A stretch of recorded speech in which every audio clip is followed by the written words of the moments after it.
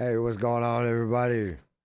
Welcome to another episode of Better Days Rain Addiction Recovery. I am your host, Sean Daniel, and today we're going to do a little update, a little progress report with a good friend of mine, AJ Garcia. You know, AJ came on the show with us about 3 months ago. 2-3 months ago, you know, and I asked him to come back on the show because I've seen the growth in you, bro. Yeah. I've seen the progress in you, and I'm really proud of you. I just want to say that. Thank you. Really proud of you. It is noticed. You know what I'm saying? You should give yourself a pat on the back for some of the things you're doing because, you know what I'm saying? Like, it's appreciated. Yeah. You know what I mean? People see it. People become a part of it, and you should know that you're an inspiration to others now. I hear it more often now, and it's still, like, man, I'm an inspiration. Like, really? How's it feel?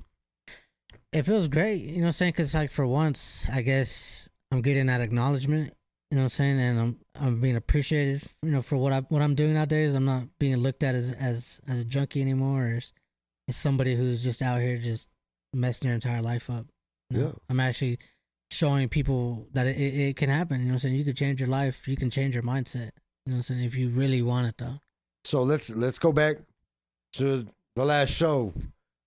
What has changed in AJ and what has happened in AJ's life that has kind of like boosted you into this to the new man you? I am today. Yeah. Well, last time, I was just fresh out of probation. I was kind of scared, didn't know what I wanted to do. I just knew that recovery was gonna be the main thing that I was gonna stay in. So of course, jumped straight in.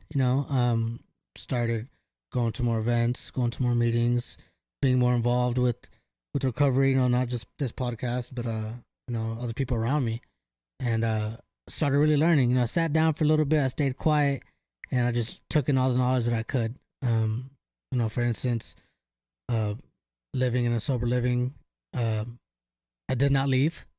I'm still there. Proud of you, bro. You know what I'm saying? Proud of you. Still there, still holding it down. And I've really gotten into like the whole, the bias part of it of what am I really doing with my recovery? Am I just staying sober just for today, or am I doing what the 12 step says and helping the next alcoholic addict? Am I really doing that? Am I just doing it to benefit myself, to look good on camera, to look good in front of other people, or am I really doing it genuinely out of my heart because I care for these people? So that's where the balance is. Saying, what are you really getting out of this? And that's what I've been doing. I think so. Like, first we have to learn how to fix us, right? Yes. And then when we start helping other people, it helps, like, cultivate this understanding of what I call unconditional love. Yeah. Like, if I'm receiving it all the time, then I'm still not fully grasping what it truly means to love myself and love others. You know what I'm saying? Until you start helping other people, and it creates like a circle. Mm-hmm. What you give out comes back to you. Mm-hmm. You know what I'm saying? So you cultivate this caring mentality. You know what I'm saying? This loving mentality. So, for me, working with people is the greatest gift that was ever given to me. You know what I'm saying? And it started with people doing that same thing for me. Mm-hmm.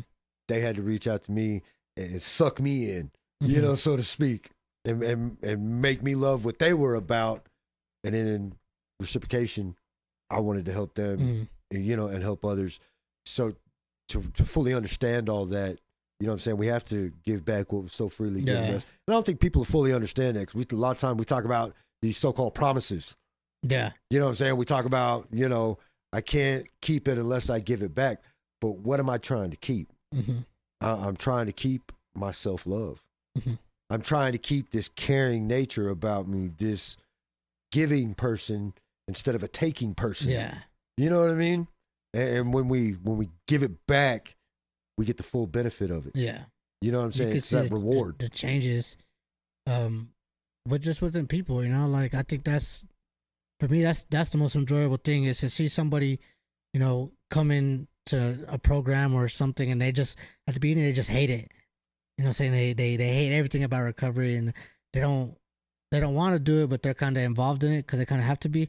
And then you kind of just, you show them the love, you show them the progression of how far, someone else has came, and you kind of just show them like the ropes, and then you see them slowly change into being an open-minded person of what recovery actually is. You know what I'm saying? Because not everybody does the recovery the same.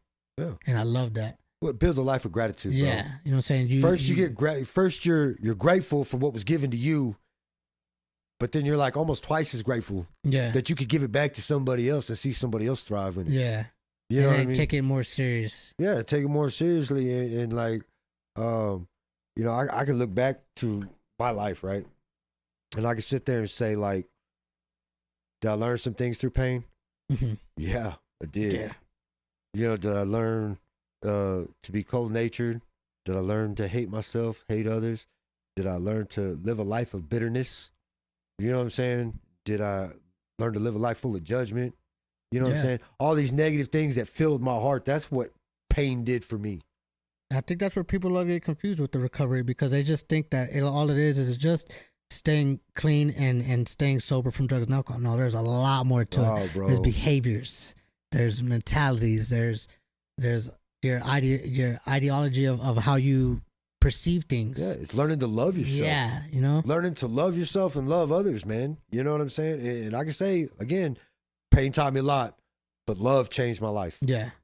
You know what I'm saying? Real love changed my life. Yeah. And it was weird because, like, I think a lot of times we get this, we take things for granted, right? Like our parents, family members, where we think love is just kind of an expected thing. Yeah.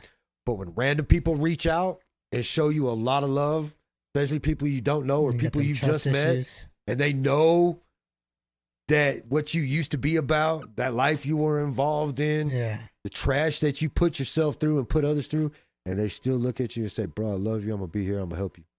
Yeah. You know what I'm saying? That changed my life. Love part of it. Yeah, bro. You know what I'm saying? It's very healing, really. Yeah. You know what I'm saying? To actually get that from somebody that you know that you did wrong or that have seen you do wrong. You know what I'm saying? And see how hateful you were as a person. Yeah. You learn to value that piece so much that, like, today I don't even allow hate to enter me. Yeah. You know, and when I say that, like, I can't even turn on the news anymore. Yeah. You know what I'm saying? Because we talk about all these wars and we talk about all these people idolizing themselves like Elon Musk and Donald Trump and all these people just, you know, the focus is on them all the time, you know, and these wars that are going on. Bro, I don't get into that. Mm-hmm. And the reason I don't get into that, because it opens up that door. Mm-hmm. And me as an addict, I know what it does for me. If I allow one negative thing to enter, I'm opening up that floodgate for a whole bunch of other negative crap to enter my heart. You know what I mean? And I just choose not to be a part of it. Now, is it right? Is it wrong? I don't know. But I know for me, it's better for me to live a life of love than live a life in hate. Yeah. You know what I mean? Life of hate's going to destroy me. And it's everywhere, dude. You know what I'm saying? Like, it's one of those things that you can't, like how you always tell me all the time, like when letting people change your character about you or letting things get to you to ruin, you know, your peace and your serenity. Yeah. You know what I'm saying? Real life I've had to stop talking to the closest people around me, bro. Like, and I've had friends that I grew up with from childhood who to this day, like, and I see them, right? You know, it's more of just dap them up, I'll go about my business. Because not that you're a bad person, but us together, we tend to feed on these negative memories and these negative situations. You know what I'm saying? Absolutely. So I had to take myself completely out of that lifestyle. Yep. You know what I'm saying? I'm no longer, you know what I'm saying, a kid that just grew up in a gang member mentality. You know what I'm saying? Like, that's not me anymore. Like, I don't want to be that no more. You know what I'm saying? Like, was it fun? I don't think it was really ever fun. It was just a dream. It was a fantasy. We see all these on these movies, all these, you know, kingpins and people who are just balling and just living a life of luxury by doing crime because crime pays. But in reality, it's not like that. You know what I'm saying? It doesn't work for that. I feel like there's more people in institutions and prisons living their whole life in that because they idolized this fantasy. You know what I'm saying? It's not. Well, it's a fantasy. It's real, man. Yeah. You know what I'm saying? We live in a world where drug addiction is profitable. Yeah. It's not just profitable for drug dealers and cartel members, but it's profitable for state governments. It's profitable for the federal government. And it's going to keep. I mean, if you really think about it and break it down, dude, like drug addiction itself employs millions of people. Treatment facilities, police officers, judges. I mean, if there wasn't drugs, 70 to 80% of Texas prisons would be closed down. Yeah. Do you think they're going to let that happen? If nobody was addicted to drugs, recovery would not been born. There would have been no such thing as recovery housing, rehabs, anything like that. You know what I'm saying? If it wasn't for people who were actually active using. And it sucks to say it. It does. It sucks to live in a world. But that's the real truth. And it's a sick mentality. Yeah. And there's a part of me that feels disgusted to be a part of it. Yeah. You know what I mean? Because even on my end, there is a certain degree of guilt. Mm-hmm. Because, I do work with people who are trying to overcome drug addiction. And, do I get blessed for that? Absolutely. But do I really truly feel like I like that blessing is mine? You know what I mean? Because I'm just playing a part of the cycle. Mm-hmm. You know what I mean? In a certain sense. And that part of me still, I still have to talk to God about and work that out with God from time to time, because it's a lot to deal with. Yeah. You know what I'm saying? When we talk about like suffering and there's this image that this is a cold world and that, you know what I'm saying, you have to, only the strong survive. And we think of all these things about, how you have to be ruthless and cutthroat and savage and willing to get out there for you. And you know what I mean? Like there's all these selfish concepts that what we call normal people play into. You know what I mean? And today I don't live in that world. Yeah. You know what I'm saying? Like, when I had my surrender with God, man, one of the things God told me was be the difference. And it was very clear to me that is exactly what he told me, was be the difference. And so I've implemented this unconditional love lifestyle into my life, where I try to put out as much love as I possibly can. I make my life greater than myself almost on a daily basis. Mm-hmm. I try to do something for somebody else, somewhere, somehow. You know what I mean? And what I found is when I took that love concept, my life became about love. Yeah. Everywhere I go, there's a lot of love. Mm-hmm. I don't get into conflict. I don't get out of character. No drama in my life. Yeah. None. Like none. It's try hard to stay out of it. It's still one of those things, like it happens. Yeah. I try not to be dragged into the drama to like the whole lifestyle of it. But sometimes there's just things where it pulls me back, and I can see myself like, flipping a switch and getting back into like the old mentality. Yeah. And then I have to. Well, it's at that point you got to give it to God, bro. Yeah, at that point it's just like, man, give it to God. I'll pray and just completely take out of myself out of that environment to avoid the behavioral relapse. So we was talking about this right before the show. Like, we have this human nature about us where we can absolutely rationalize and justify being horrible people to each other and say it's okay in our head. Yeah. Find people in addiction and normal people. We all do it, right? We can all find a reason to go out there and do bad things or to co-sign for other people doing bad things. Why you did it. Yeah, or, even the simple concept of seeing something bad happen to somebody and saying, that person deserves it. Yeah, the eye for an eye concept. Yeah, you know what I'm saying? That allows that hate. That's what I'm talking about. That allows that negativity to enter into your heart. And you have no idea how far that ripple goes once you drop that pebble. Once you get involved, it's... You know what I mean? So, I this new thing I'm telling people, man, is like, you want to change your life, change the world you live in. Mm-hmm. I had a conversation at Taco Villa with, my coach the other day, and we were talking about the world, right? And I said, well, there's two worlds. You have your normal world, which is what we see in day to day, and then you have the underworld, which is like drug addiction and suffering and chaos, which is like, I'm more accustomed to that world. Yeah. I've been in it longer. You know what I'm saying? You understand it. I know it better. You know what I'm saying? And there is two different worlds. It's like two different realities. You know what I'm saying? One world is like normal and it just thriving, I guess. And then the other world is just like chaos, desperation, suffering, And you know, survival, where people are reduced to their primal instincts.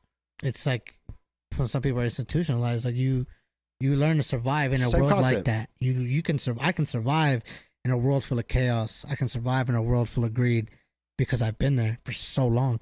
Now you're putting me on a different level, you know, of love, respect, and dealing with people who are just generally just happy to see you do better. No, How the fuck do I survive that? yeah, you just got to You change. know, how do I accept that? Because deep down in my heart, for a long time, I didn't think that I deserved any of that because of all the stuff that I've done before. I rationalized that karma was going to get me for the rest of my life, that I was going to pay my dues for the rest of my life, and that life, even though I'm physically out of it, I was never going to be technically out of it mentally or out of emotionally. So people can always find ways to contradict the Bible, Yes. right? It's one of the most things I really don't, I feel uncomfortable talking about, for one, because a lot of times I'm talking with people who really know the Bible and I'm still Yeah. kind of learning, right? So they can quote scripture and Bible verse and all this, and I'm just like, you know Sounds what I mean? good. Sounds good, right? But I have to look at the book, right? And I have to say, if the Bible is trying to teach me one thing above all else, you know what I mean? There's tons of lessons in there, Mhm. right? But if it's trying to teach me one thing above any other thing, what is it trying to teach me? Mhm. To me, that's to love God, love myself, and love others Mhm. unconditionally. You know what I mean? And the rewards come from that. I Yeah. have to love all three. And when I practice all three and I keep God centered, as my buddy Thomas Miller liked to put, you know, big shout out to Thomas, by the way. You know, when you keep God centered in your life, that's your accountability Mhm. in everything you do. You know what I'm saying? Yeah, I like that. And it's not an accountability in a sense of beware the consequence or beware the punishment or beware the wrath, but it's, to me, it's more of an understanding and a healing concept. Yeah. You know what I'm saying? Like, really look at this. And when you run your ideas through God, when you run everything through God, you know what I'm saying? You get that feeling of whether or not I should do this or not. And it's that Yeah. it's that inner gut that says, you maybe should look at this a Probably little. not the right thing to do. Yeah, you might want to look at this a little bit longer. You know what I'm saying? And at that point, you got to stop yourself. Mhm. You know what I'm saying? Which is what you're talking about. Like when you feel yourself getting stretched out too far. Yeah. You know what I mean? I gotta kind of pull myself back mentally and not fall for it. You know what I'm saying? Yeah. Because a lot of it is just it's nonsense. It is. Like why even stoop down to that level? Just because I was so comfortable with it at one point, I'm not there anymore. I'm growing as a person. I'm growing as a man. I'm growing as a son. You know what I'm saying? I'm not so eager to be involved into all the hatred into life no more. I'm more focused on what I can get out of my peace and love with other people Yeah. than benefiting myself on what I can get from them. You know what I'm saying? Yeah, you know, it's funny because, like, you know, people would always want to, you know, start problems. You know what I'm saying? I'd be the first one, but boy, you don't want You know, these problems, homeboy. And I You have don't to want stop these that problems. But because- now I'm looking at it in a different light. I'm like, if somebody's doing something that gets me out of character, then that means I'm noticing something within Yeah. me. And I have to. There's days And where I don't have like to do how that, they're exposing you know? that side of me. Yeah. And so now I'm going to shut them up. Because there's been a few times, dude, where like I'll be in like a recovery meeting or something, and somebody would think, oh, you know, AJ's changed, AJ's doing this, and then they'll test it, and then they'll test the boundary of what they can do or say to me, and like I won't flip. You know what I'm saying? Like I'm still not gonna retaliate, or I'm not like, man, don't play with me like that, dude. Like just because I'm trying to better myself as a person, don't mean I won't pop off on you, and I won't check you for trying to insult my intelligence. You know what I'm saying? And there's times where like sometimes where I do see myself kind of getting back into that mindset to where I'm like, I gotta let this dude know, like I ain't somebody to play with, bro. Like you know what I'm Yeah. saying? I'm really not. And but when I think like that, I feel bad for thinking like that. Yeah. 'Cause I'm like, why? Why am I so eager to just show this person that even though I don't live like that anymore, it ain't nothing. It ain't a thing. I can. You know what I'm saying? It made you mad because it disrupted your peace. Yeah, it disrupted my peace, and I'm like, you really think I'm not? Yeah. You think I'm soft? And you know what I'm saying? And I hate that, and it tests my pride and my ego, and that's the big problem I have now, is learning to balance my pride and my ego. You know what I'm saying? Well, I'll tell you, the more you progress through this thing, right? The more humble you get. Yeah. You know what I mean? Because like nowadays, people can say what they want about me, and you know what I mean. Like I can shrug it off real easy. Yeah. And I don't even have to go words with nobody. I don't have to confront nobody. You know what I'm saying? Because my actions speak. Yeah. You know what I'm saying? And when your actions speak louder than your words, you know what I'm saying? All the need for all that crisscross. Yeah. Don't even need to happen no more. So I that's why I stay. You know what I'm saying? I stay in my little inner circle that I have with no problems. Not having problems with anybody else around me. Because, truth be told, I don't feel like I have any enemies out there. You know what I'm saying? I don't have any beef with anybody personally. But there's times where sometimes I feel like, we always gonna have haters, bro. yeah, you know what I'm You're saying? always gonna have haters. Really There's always gonna me. be that You know what I'm that one person that's gonna hate on you. Yeah. But it's up to you whether or not you want to engage and with how you take it. Because I feel like there's days where people will tell me like, "Oh man, you really came a long way," and I take it the wrong way because I don't know if they're trying to like actually give me my flowers for being in recovery, or if you're just throwing dirt on my name, trying to say, "Well, don't forget, at one time you were an addict, and I seen you on the street." Like I'm saying it's how I perceive it. It's my he said the perception on what I'm taking from it, and that's what I'm changing nowadays. You know what I'm saying? That's the justification of it all. What am I justifying in my recovery now? So at some point we take what we learn and we got to put it into action, right? Yeah. We got to test the theory. Yeah.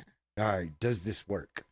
You know what I'm saying? And I think to test the action, it requires a leap of faith. Yeah. It's belief in yourself, you know what I'm saying? Faith in God and trusting other people, and you just gotta get out there. Yeah. And do it. And see how you gotta roll the dice sometimes, roll the dice, man. see how it falls out. You know, I did it back in September, man. You know, I had my surrender with God and you know, I didn't know how things were gonna turn out. You know, and I didn't expect it to turn out the way it did at all. You know what I mean? Yeah. I was expecting a very negative thing to happen, but you know, I did what God told me to do. I put faith in it, and then I took that leap. And there's not a day that goes by that I'm not grateful that I took that leap. Yeah. You know what I mean? Because everything that's happened, everything that's grown since then, it's just been beautiful, bro. Everything. Yeah. It's like walking through a meadow or a desert, and just like all these flowers and trees and stuff just start popping up, you know, like an oasis. Yeah. It's kind of what, and I hate to sound corny like that, but it's really how it is, man. When you can start like looking at life beautifully instead of, you know what I mean, just that trash, man. Like, bro, I wouldn't change it for nothing. Yeah. You know, and I go everywhere. I have a smile on my face, and I communicate with people. I shake hands. I hold my head up high. You know, and my past is my past, and that's where it's gonna stay, bro. Yeah, you know what I'm saying? Because your past, I've always believed that your past defines you. It doesn't make you, but that concept has changed now. You know what I'm saying? My past is my past, and I'm gonna leave it there.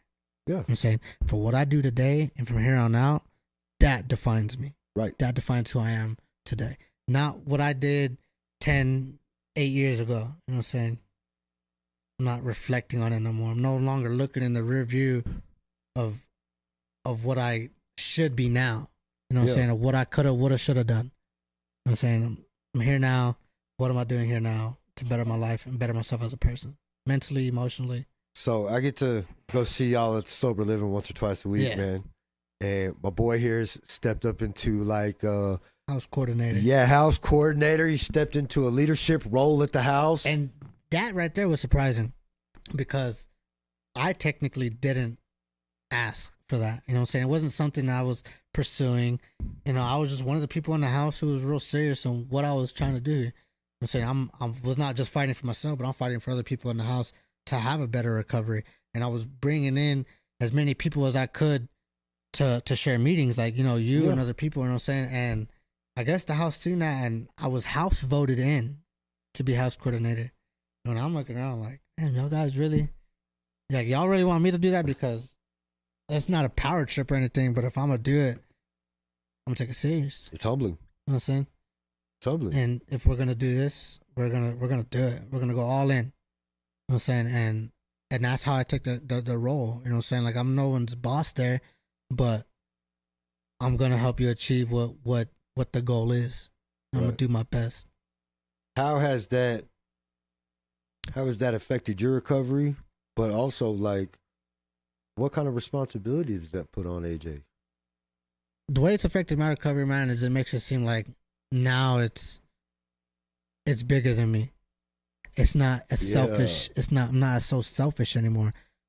You know, there's people who, not that they count on me, but they look up to me, like they're inspired to see how far I've came, and I can't let these people down, man. You know what I'm saying? Like, I can't. And I gotta show them, like, man, it's possible. But the responsibility is holding everybody accountable, not just myself, but them as well. You know what I'm saying? Room standards, self-care standards, you know, stuff like that. It's selfish selflessness. Yes. Basically, what I mean by that is, like, by you focusing on your own self-improvement, has really become one of the most selfless things that you could do in your recovery, because people see that. They want what you have. Yeah. You know what I'm saying? And it's crazy to think that, because there was a time I wanted something that somebody else had. Yeah, it inspires you to be better, you know bro. When I was fresh out, and I would see these people, and I'm like, man, like, these people are happy, bro. But they still got real life problems. But instead of complaining about it, they're doing something about it. They're finding a solution. Right. And that's where the break point is whenever life's and you have these little things that are going to test you, instead of, you know, with your head down, you know, sitting here thinking about what are you going to do? How are you going to fix this? Put some action into it. Yeah. You know what I'm saying? Yeah. Do something about it. Yeah. You know what I'm saying? Because it's not, you know what I'm saying? It's not, somebody's not just going to come to you and be like, oh, hey, bro, this is how you fix it. You know what I'm saying? It will happen every now and then. Well, so here's the thing. I can sit here and this is how you fix it, but it ain't going to do no good. It ain't, yeah, you know what I'm saying? You know what I'm saying? It ain't going to do no good, because, for one, you got to take my word for it. Yeah. Right? And for two, you got to reach out and grab it and take it. Yeah. Right? So what I have found to be, like, the most rewarding thing for me in my recovery is not when people told me how to do something or gave me something, but it was when people actually started walking with me. Yeah. And you know what I'm saying? Going through it with you. Yeah. You know what I mean? It's that day-to-day support. It's that guide. It's again, going back to that accountability used as a tool of understanding and a tool of healing. You know what I'm saying? Yeah. When we come from a place of genuine love and care, people grasp onto that. Yeah. You know what I'm saying? There's not one person out here in this world that does not want to feel loved. Yeah. And I feel, this is my personal opinion, drug addiction is as bad as it is, and that's a direct reflection of how we treat each other in this world. Yeah, definitely. 100%. If we treated each other differently, the war against drugs would go differently. Yeah. And I feel like the more we throw anger and hate and judgment towards it, the worse it's going to get. We're perpetuating the cycle. You know what I'm saying? Because what are we doing? We're creating more hopelessness. We're creating more desperation. We're creating more disconnection. You know what I'm saying? We're filling this world up with hate and greed. You know what I'm saying? Instead of just practicing one simple thing that the Bible teaches, that's to show a lot of love. Yeah. You know what I mean? Generally, that's really what's going to save us. In the end Showing of the love day, to the next person. we think that we can fight this war externally, like You think you can knock off the cartels and fight this war? No, it's not going to be an external force that wins this. Mm-hmm. If we're going to kill the supply, we got to kill the demand. Yeah, yeah, And the only way you're going to kill the demand is by making people feel whole again. yeah. Not having to use some sort of substance to fill a Yeah. hole inside of them. I mean, you think mental health, traumas, everything that stems from drug addiction derives directly from how we treat each Mhm. other. You know what I'm saying? And in the world. Yeah, And so to fix that, it has to be an internal fix. Mhm. We have to get people to the point where the demand's not there. yeah. Will we ever see it in our lifetime? I don't know. I hope so. I think it'd be really cool, Yeah. honestly. But everybody's talking about the end of the world and kind of just embracing that theory lately. That I don't know how it's going to turn out, but please silence your cell phone. Yeah. Just kidding. I was like, is that my phone vibrating? Yeah. Yeah, like it's dealing with somebody who's an addict, and I live in this house, dude. So there's a lot of the times where these guys are fresh, you know what I'm saying? And a lot of the times, and first question I ask them when they get in the house, why are you here? It's the same answer every time. Want to get sober, I want to get clean. Yeah. You know what I'm saying? And yeah, that's a good. It's not the wrong answer, but there's a better one. It's an answer. It's an answer. You know what I'm saying? And it's like, but here's the thing. It's the answer that everybody wants to hear, yeah, right? Because it's the answer that avoids the big topic, and it's the answer that they want because institutionally they want you back, yeah, right? So if I fix your problem, if I fix what's going on with you, you'll never come back and see me. yeah, yeah. You know what I'm saying? So I gotta put a Band-Aid on the knife wound so that way you can come back later and we'll stitch it up piece by little bitty piece. And, and in doing so, I'll create a whole new problem for you. And then yeah. you know what I mean? It's, that was one of the things that inspired me to start doing this was the fact that I would go into the rooms and you would see people who are sober and absolutely miserable. Or, you know what I'm saying? You see people never come back. Come in once or twice, never come back. Yeah. Or people fall apart at the seams because it didn't work for them. You know what I'm saying? So it inspired me to say, okay, I don't have to sit here and point out the flaws. Right? Yeah, we all know. We all know what the flaws are. All I have to really do is support people's missions and say, what can I do better as a person individually? Yeah. To help solidify this person's recovery. Now, I don't look at recovery as drug addiction. I look at recovery as a whole lifestyle change. There's a lot more to it. It's you. Yeah. It's your identity. How can I help you realize that your purpose in life is you? Yeah. You know what I'm saying? It all comes back to you. How can I fix you? Not some issue There's people outside out there of you. that I know that have multiple years clean and they're still dealing with insecurities, their personal issues, and they're not where they want to be because they still have something to fix inside them. Yeah. Now you can quit everything and stay sober for the rest of your life.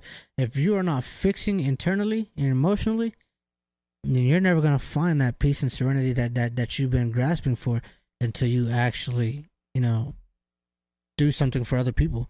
And I take joy in that. You know what I'm saying? Like just recently whenever I did the Easter Sunday cookout at the house. Yeah. Man, dude, that felt so good because to me it was just like I had a bunch of guys that were fresh at the time. We had a bunch of new dudes, like 15 guys. You know what I'm saying? A lot of them weren't gonna go with their families because they had basically broken that bridge, burned that bridge, so they couldn't go around their families. Then I had some guys that aren't even from Amarillo living there. So it was, and it's weird to have to celebrate a holiday without having some sort of substance or anything like that. So bringing a group of guys together that had no idea who each one of us were, what I'm saying? In this house, we live together. You know what I'm saying? We have to communicate one way or another. Right. You know what I'm saying? So by hosting this cookout and putting it on, man, there's guys in the house every day now. Hey, what's up, man? When you gonna do another one? You gonna do another one, my man? Like, I want to. You know what I'm saying? People want to be a part of something bigger Yeah. than themselves. They Everybody has that natural, innate nature inside of us, right? Where we want to be connected to something. yeah. And it felt And if good. we can't find it in a positive way, we'll find it in a negative Yeah. way. But truth be told, we all want it in a positive way. Yeah. There's just some sort of underlying factor or some trauma or some mental Yeah. health reason that keeps us or keeps others from accepting us to be able to live in that. Yeah. You know what I mean? Like I asked one of my mentors one day, a guy I value really highly in my recovery. I said, man, if we know that drug addiction is not the root problem to what's going on with me, then why do we have AA? Yeah. And he said, well, if you didn't have AA, where would you go? And I said, I guess I'd go see a psychiatrist. Yeah. And he said, well, I can tell you right now, I already know you, and you can't afford a psychiatrist. And I said, well, you got a good point. And he said, well, that's why we have AA. Yeah. It's a poor man's program. Yeah. You know, and I do value AA. It's where my recovery started. It gives you a great chance to look at yourself. Mm-hmm. You know what I'm saying? In multiple different perspectives and angles through other points of view, right? But again, I have to look at it and say, can we do more? Yeah. Can we do more within our communities to be of better benefit? Because obviously what we're doing is really not working. Yeah. Things are continually getting worse. You know, the struggle's getting worse. You know, again, you start looking at all of the hate and animosity in the world, and then you have people afraid to let their kids outside. Yeah. And they're going, why? And it's like, they don't understand, like, this is the world we created. We say it's a cold, heartless world, But we made but it. we're all a part of that way. We made it that way. And one thing I've learned, if you want to change your life, change the world. Yeah. Be the difference. And when I started thinking about that, when I thought about it in that concept, it went directly back to my surrender and what God told me, be the difference. Change your world. Mm-hmm. And that's what we all have to do, man. We all have to. It can't just be me. It can't just be me and you. Like, literally, everybody has to get on board with it. Yeah. You know what I'm saying? Like, we all have to learn at some point, put the swords down, stop all the complaining and fighting and justifying and rationalizing, hurting people and condemning people, and just, you know what I'm saying? We have to learn to love. Yeah. It's something that's got to happen if we want to make it any further in this world.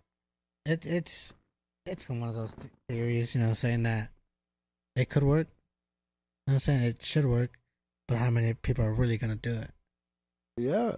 Well, Yes. then it falls back to there's those that are in recovery and there's those who need it. Yeah. You know what I'm You saying? know what I mean? And that's not just people in drug addiction. Yeah. That's people suffer from being horrible human beings. Yeah.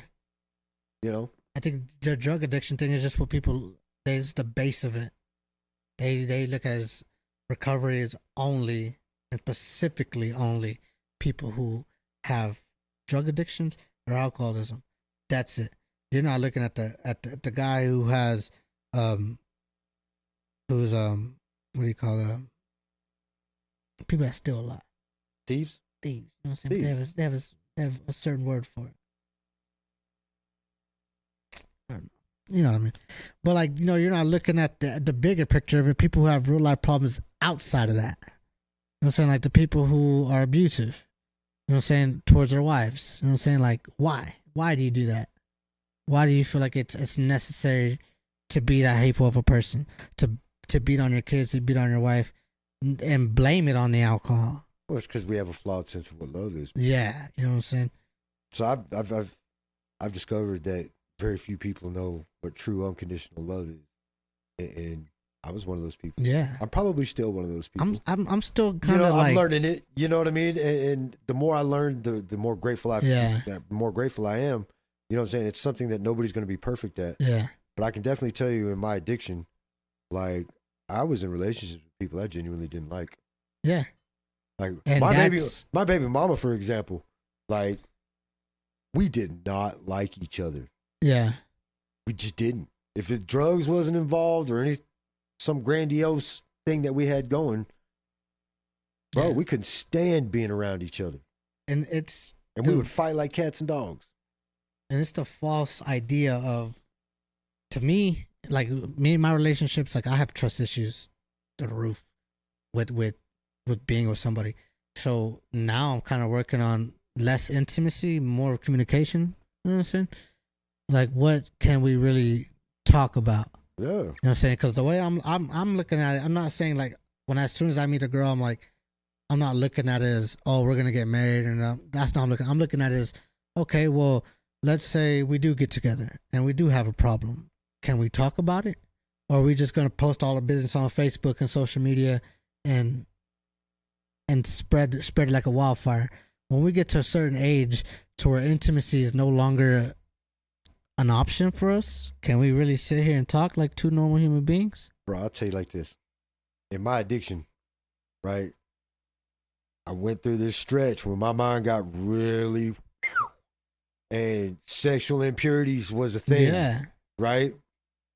Big time. When you fall into self-hate and all those kind of things, you don't care about yourself. You don't care about other people. You just do, right? And so when last year, before me and Sammy got married, I came in and I said, hey, I want to try this sexual abstinence thing. You know, I recognized that my Yeah. sexual impurities were a big problem. Yeah. You know what I'm saying? Like a really big problem. And so I said, hey, I want to try this. You know what I'm saying? And I did that for multiple reasons. For one, I needed to put that in check, big time, and start grasping a better lifestyle and a better way of life. But for two, like, I wasn't necessarily a good man to her. You know what I'm saying? And I felt very undeserving of her. And so when we decided to, you know, talk about marriage and things, I wanted to make sure it was something where my relationship, the foundation of it wasn't sex. Yeah. You know what I'm saying? And so we tried it. We did it. You know, we did the whole sexual abstinence thing, right? And I found that to be one of the most rewarding things that have ever happened to me in finding a soulmate. Yeah. You know what I'm saying? Because we got a chance to bond on a spiritual level, on you know, just this emotional connection that's way beyond, you know, sexual interaction. You know what I mean? Like, that woman knows my soul. You know what I'm saying? Like, it's deep. It's deep seated. And when we did get married, there was absolutely no doubt in my mind. This is for me. This is what I needed to do. This is, and bro, our marriage has been almost perfect. That's You know kind of what like what I'm doing now for myself is just going. I haven't been in a relationship since October of last year. Yeah. And I'm going to go the rest of this year without any interactions with just anybody emotionally. For the fact that for me to love you correctly, I have to love myself correctly first. For me to even acknowledge another person, like, you know, they tell you all the time, you know, go a year without any relationship in your first year recovery. And I wish I would have listened to that. When I first got in recovery, they always tell you, don't get in a relationship in recovery, it never works. And I was like, you know, so I threw that out the window. Got in a relationship, didn't work out, almost caused me my sobriety, but I fought through that. And then I made a commitment to myself that I would go a year without any relationships, serious relationships at that.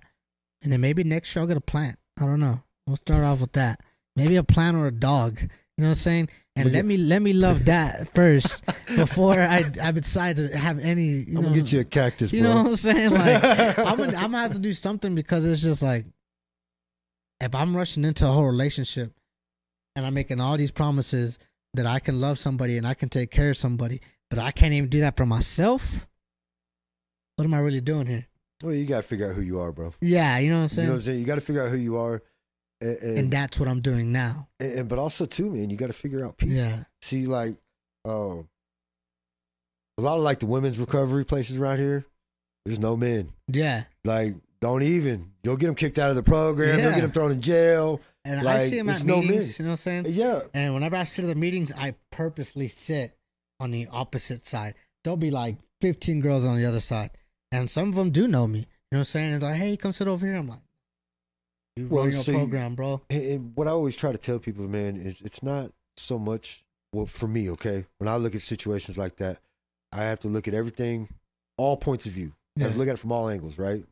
Do I truly love this person? You know, how do I feel about this? Yeah. You know, what kind of emotional attachment to this? But I also have to look at them the same way. Are they supporting my recovery? Yeah. Are they a benefit to me? Are they just trying to get me back out there in my mess? Are they chaotic in any way? Because, bro, like, I'll be the first one to tell you, it ain't always got to be you that pulls the trigger that screws your life up. Yeah. It can very easily be the person you are with, the people you are around, bad place, wrong time. You know what I'm saying? And a lot of times you're seeing that in relationships where you have one person who's in addiction, another person trying to get out, and it's just this clash. You know what I'm saying? Not, oh, you don't support me, and well, it's an emotional disaster, bro. You know, like you're not like. I had my ex try to. She would tell me stuff like that. I don't acknowledge her, and I don't assure her, and I don't give her the assurance that she needs. But at the same time, it's like you were in active addiction. You relapsed while I was trying so hard not to. Yeah. If I would have justified that and be like, oh, okay, like, you know what I'm saying, I'll do whatever you need me to do and love you for who you are to get better. Eventually, what would have happened was I would have justified your reasoning on why you're drinking again, and I would have drank again. Right. And then who's to say 2-3 months down the road, I'm right back into it, right back into the streets, right back into the trap houses, right back into the drug dealing. And that's not to say that you can't ever be that person. Out. Yeah, it's not. It's good that you recognized your weakness, right? You recognized it. You saw what made you vulnerable, and you practiced self-love.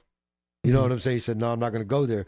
But you'll hit a point in your recovery where you can be around things like that, and you can be that support system for someone, or that helping hand that pulls somebody else out. And that kind of you just have to get yourself to that point. It did kind of hurt because the way I handled the situation,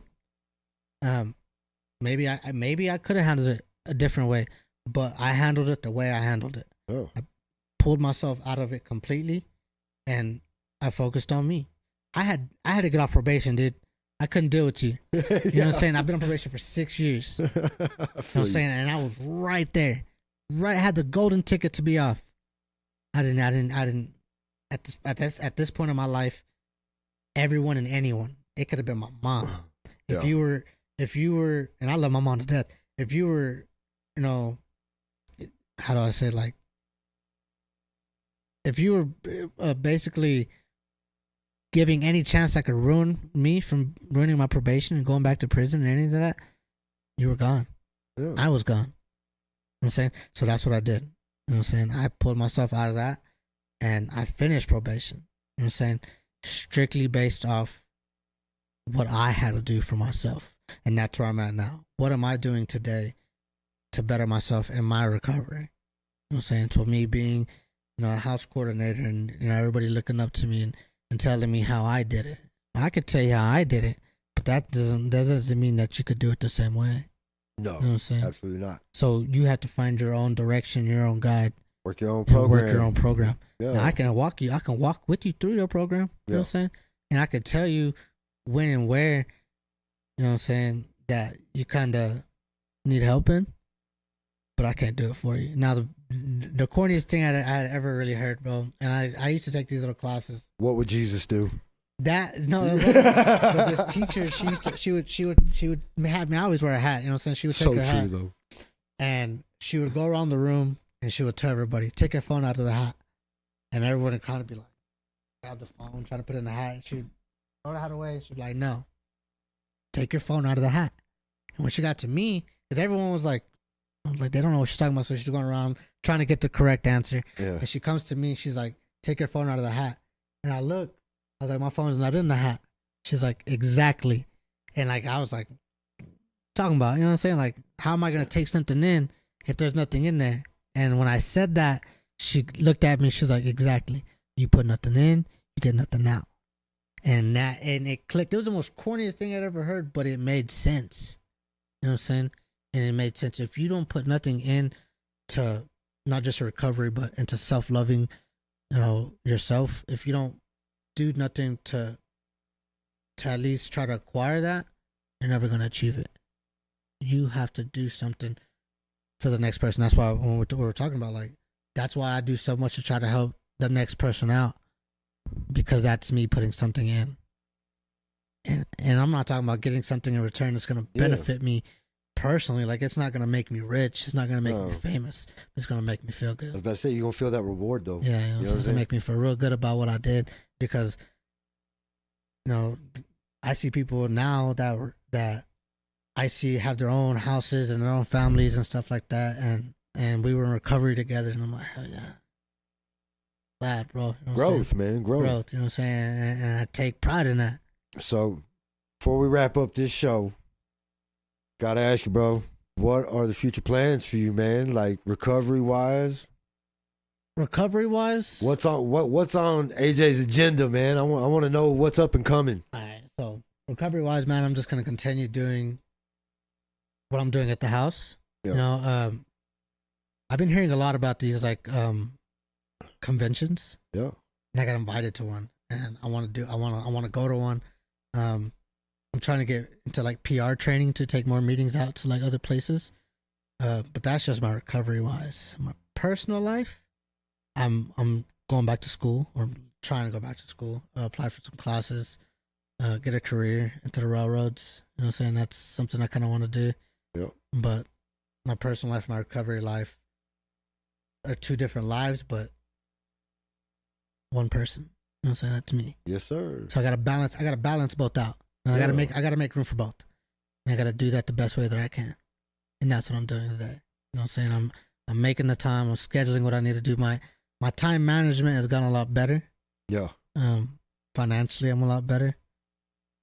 Overall, dude, I'm a lot better than I was 3 months ago on this show. Mentally. Yeah, bro. Like, I've been wanting to get you back on for, like, the last few weeks, man. I've seen you at the house, and we've had some conversations, and I've seen a huge it's growth. Like, back then I didn't. I was like, man, what am I gonna do? What am I gonna do? Now I know what I'm gonna do. So when I seen you on the show last time, it was kind of, you were like teetering on this whole, I don't know what I want to do. I'm trying to, like, maybe just get my toes wet. Yeah. You know what I mean? And see what feels right. Yeah. You know what I'm saying? And then in the last 2 months, man, I've really seen you take a leap. Full leap. Yeah, full leap. That's the only way I know how to do it. You know what I'm saying? Really just step into your leadership role at the house. And you know what I'm saying? You're doing a great job, bro. Thank you. Great job, man. We're really proud of you. And if there's anything I can do or we can do, let me know. You said you was trying to move up in the world as far as some training. I might be able to help you out with that. Yeah. I got some ideas coming up, a little bit of help out of that. But first things first is putting in the application. Yeah. All right, brother. You know what I'm saying? All right, well, thank you. Y'all, we had a great show today, man. We're very grateful to have AJ come out and give us an update. For any of y'all who are willing and able to help support the mission here at Better Days Rain, we do have our merch store up and going on Printify. You can find it in our About info. Yeah, he's got the shirt on. The shirt on right now, dude. It's a great way to support addiction recovery. We want to do a lot more things within the community to help boost addiction recovery and be more supportive in our community. So if you can help us out in that way, that would be a great way to give back and be of service to to your community. Other than that, guys, man, we are up on YouTube now. This video will be up on YouTube. We will be posting YouTube pretty regularly now. It'll also be running on Facebook. Like, share, please comment, y'all. We want to make it as interactive as possible. We want to be as beneficial and as helpful as we can to our community. And if you would like to come on the show, please reach out to us. We look for addicts. We look for family members of addicts. And we are also looking for community leaders. I want to get more community leaders on the show to, kind of give us a better perspective on how we can address addiction recovery and addiction within our community. My name is Sean Daniel. This is Better Days Rain. We are out.